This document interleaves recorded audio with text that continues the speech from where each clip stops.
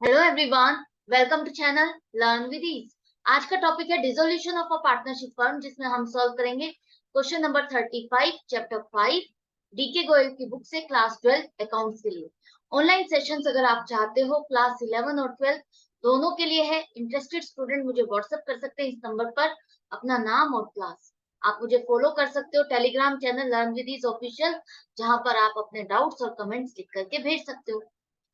तो यहाँ पर आपको टोटल एसेट दी गई है 12 लाख और लाइबिलिटीज है 3 लाख रुपए। और एसेट्स को बेच करके कितनी पेमेंट मिल रही है आपको? 70%। एक्सपेंसेस हुए हैं रियलाइजेशन से रिलेटेड 10,000 और आपको बनाना है प्रॉफिट या लॉस क्या हो रहा है आपको रियलाइजेशन पर, ये आपको निकाल के बताना। सबसे पहले हम वही रियलाइजेशन अकाउंट का फॉर्मेट बना लेते हैं। और आपकी एसेट्स कितनी है? 12 लाख की सन्ड्री एसेट्स कहाँ लिखोगे आप? डेबिट साइड पर 12 लाख। लाइबिलिटीज कहाँ लिखोगे? क्रेडिट साइड पर 3 लाख। और अब आपको एसेट्स बेच करके कितनी पेमेंट मिल रही है? 12 लाख की 70%, मतलब कि आपको मिल रहे हैं 8,40,000। तो बाय बैंक अकाउंट लिखो आप। कहाँ लिखोगे? क्रेडिट साइड पर 8,40,000। अब एक्सपेंसेस आपने पे किए हैं 10,000 रुपए, ठीक है, वो कहाँ दिखाओगे आप दिखाओगे डेबिट साइड पर। जो पेमेंट करते हो लाइबिलिटीज और एक्सपेंसेस को आप कहाँ दिखाते हो? Debit side.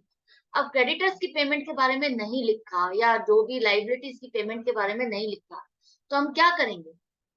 नहीं लिखा तो भी हम उसकी पूरी पेमेंट करेंगे।